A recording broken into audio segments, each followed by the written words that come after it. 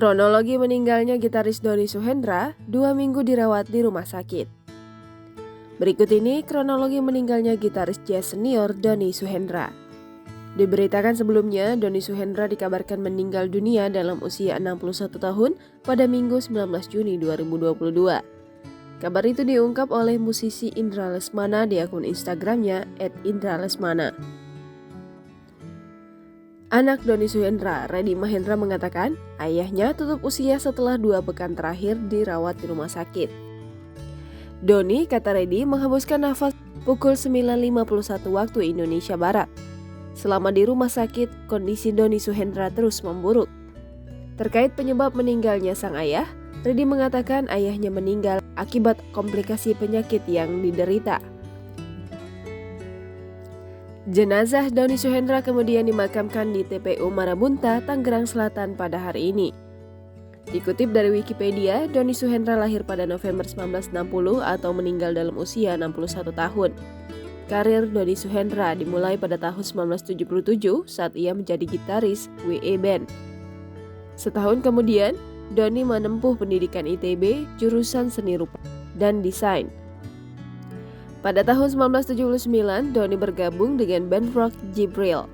Kemudian pada tahun 1981, ia mendirikan band fusion The Marzio serta membuat rekaman bersama penyanyi Rin Jamain. Karirnya terus berjalan. Pada 1985, Doni mendirikan grup band Krakatau. Grup band ini ia dirikan bersama Dwiki Darmawan, Budi Haryono, dan Prabudi Dharma. Band ini kemudian mengikuti festival di Yamaha Light Music Contest Tokyo, Jepang pada tahun 1985. Pada tahun tersebut, Doni juga mendapat sejumlah penghargaan, di antaranya sebagai gitaris terbaik di Indonesia dari Yamaha Light Music Contest. Kemudian pada tahun 1991, Doni membentuk adegan band bersama Indra Lesmana, Gilang Ramadan, Harry Mukti, dan Mates, serta membuat 3 album. Juga pada tahun yang sama tergabung sebagai gitaris Java Jazz Band yang menghasilkan album Sabda Prana dan melakukan beberapa pertunjukan di beberapa kota di Amerika. Selain itu, dia pun aktif sebagai session player untuk beberapa rekaman artis.